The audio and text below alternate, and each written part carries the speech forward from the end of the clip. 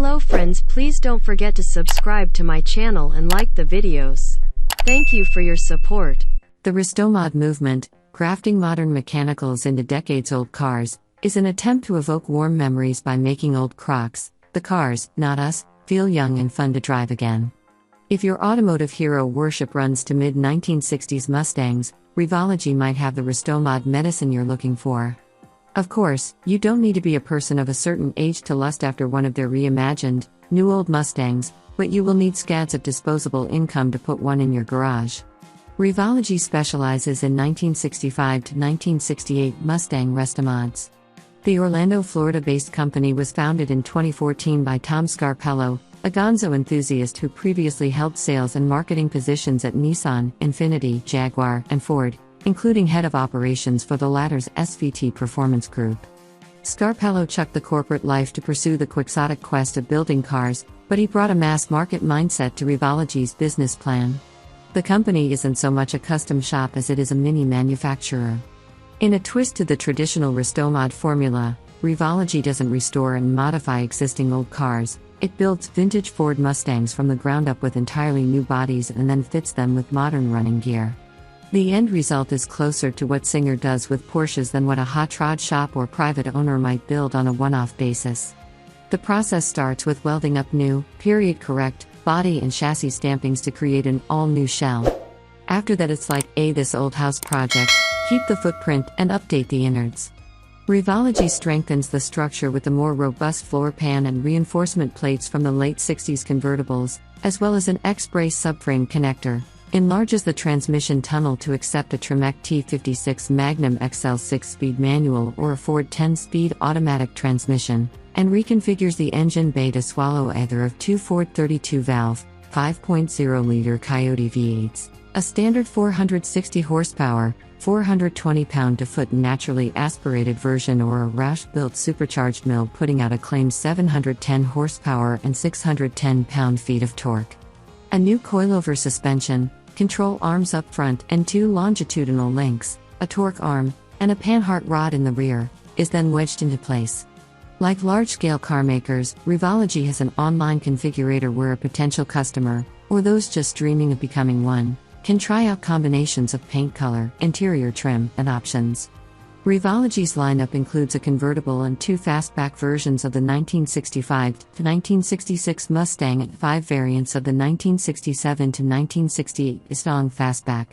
They are not bespoke automobiles, though. The company will accommodate a request for a custom paint color or a special shade of leather, but that's it. Otherwise, you choose from the menu of available options. Revology even backs its work with an unlimited mileage, 1-year bumper-to-bumper warranty and 2 years for the powertrain, another big company touch. Judging by the Shelby GT500 test car that Revology handed us, its production process turns out gorgeous automobiles. Build quality was up to Pebble Beach concours standards, flawless paint, laser-straight body panels, doors that open and close like a modern Mustang thanks to a painstaking process to incorporate latching mechanisms from the current 6th-generation car, and a beautifully assembled interior speak to meticulous craftsmanship bordering on art. Even the car's underside is sanitary. Still, these are hand-built cars, which means this level of perfection is stunningly expensive. The least costly car in the Revology lineup, the 1968 Mustang 2+2 Fastback, has a base price of $248,345. Shelby GT500s, Revology's top model, start at $320,600.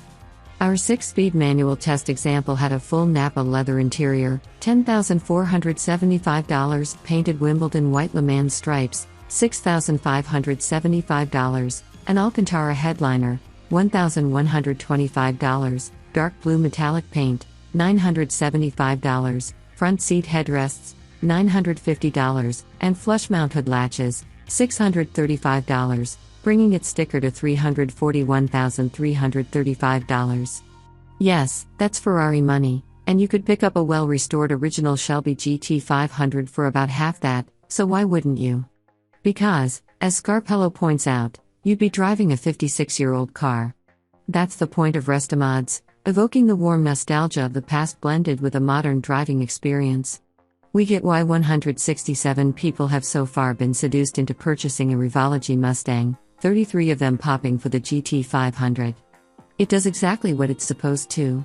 The GT500 standard Roush supercharged V8 lights off via push-button start, a 7.0-inch Pioneer infotainment screen incorporating Apple CarPlay and a backup camera is another modern interior feature, and comes to life with an ominous thunderclap through its catalytic converter-less Borla exhaust. Its booming V8 bass note rises to a brazen roar when you pin the throttle, an event that never lasts long given how quickly the GT500 hurls itself down the tarmac. The sound of this engine is enough to cause the brain's clock to flip back to the muscle car era of the late 1960s, when Mustangs battled Chevy Camaros and AMC Javelins in Trans Am competition and fought it out in impromptu street races across America. We shy away from putting specialty cars through our track testing decathlon because experience has shown us that almost none survive it. The first Revology GT500 we drove, equipped with a 10-speed automatic, also had issues. The front of the GT500 is filled with the same radiators and intercoolers you find in today's 6th-gen Mustang equipped with the same powertrain.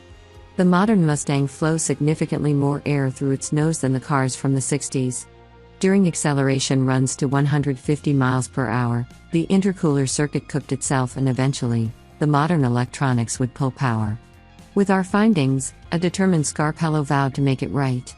3 additional cooling fans now move air across the exchanger, and there's an additional oil cooler, as well as a 3D printed Ram air boot so cleanly integrated into the radiator core you'd think it was originally engineered that way. Scarpello prevailed upon us to give Revology a second chance with this 6-speed manual model, and it emerged unscathed. The numbers it produced confirm what our backsides had already told us: it's bloody fast, ear-piercingly loud, and does its best work in a straight line, much like the original Shelby GT500. Back in 1967, we tested a Shelby GT500 equipped with a 3-speed automatic. Powered by a 7.0-liter, 355-horsepower V8, it was quick for the time, turning in a 60-mile-per-hour sprint of 6.5 seconds and a quarter-mile run of 15.0 seconds at 95 miles per hour. That's almost exactly what a Honda Odyssey minivan will do today. So much for fond memories. The Revology GT500 is quick for this era, with a 3.7-second 60-mile-per-hour dash and a quarter-mile blast of 11.7 seconds at 124 miles per hour, virtually identical numbers to those turned in by our 668-horsepower, 6-speed manual long-term Cadillac CT5V Blackwing. And that ungodly full-throttle roar? It peaks at 98 decibels, according to our sound level meter, roughly the same as a Corvette Z06 at full whale, and it seems even louder. The original GT500 was a more refined follow-up to Shelby American's rough-edge GT350s. We summed it up then as a grown-up sports car for smooth touring. Across 56 years, the Revology GT500 also has a similar softer side balancing its wild-child powertrain. Revology's remake is pleasant around town, with light clutch and shifter efforts and progressive brakes. It's also comfortable threading its way down 2 lanes at a brisk touring pace, but despite its modern running gear, it doesn't have the steering feel, seat-of-the-pants connection, or sheer grip that encourages attacking sweepers and hairpins as confidently as you would in a current Mustang GT. Rolling on 245/45 ZR17 Michelin Pilot Sport 4S tires, the GT500 corners at 0.88 grams on the skid pad, certainly far better than what we would have seen back in '67, but about what we saw from the latest Honda Accord, proving there are limitations to a chassis developed some 60 years ago. A modern, 3,847-pound curb weight, nearly 500 pounds heavier than a 1967 original, also doesn't help. Stopping power comes from Wilwood brakes, 6-piston calipers clamping 13.1-inch rotors in front and 4-pot calipers pinching 12.9-inch rotors in the back, and without the help of anti-lock brakes, stops from 70 miles per hour happen in 179 feet. Point the Revology GT500 down a highway, though, and it's a happy cruiser, with a supple, well-judged ride and unflappable straight-line stability. It'll lope along comfortably at extra-legal speeds, its standard air conditioning keeping the cabin cool in summer. It settles down to 79 decibels at 70 miles per hour, plenty loud but not so annoying that it would keep us from taking it on jaunts to cars and coffee gatherings or even on longer drives. With but 33 Revology Shelby GT500s in existence, the chances of you catching a glimpse of one are about the same as bumping into Taylor Swift at your local Costco. Oh, well. Scarpello says his customers have an emotional connection to old Mustangs. They might have wanted one when they were kids or owned one and wished they hadn't sold it, and now they have the money to reward themselves with a new old one. Lucky them. We're just happy these rare beasts exist. The Revology GT500 overflows with throwback charms sweetly updated to the present, thanks to vintage looks, show car build quality, and a large dose of adrenaline. Or, to put it in 60s parlance, it's a cool car, man. Real cool.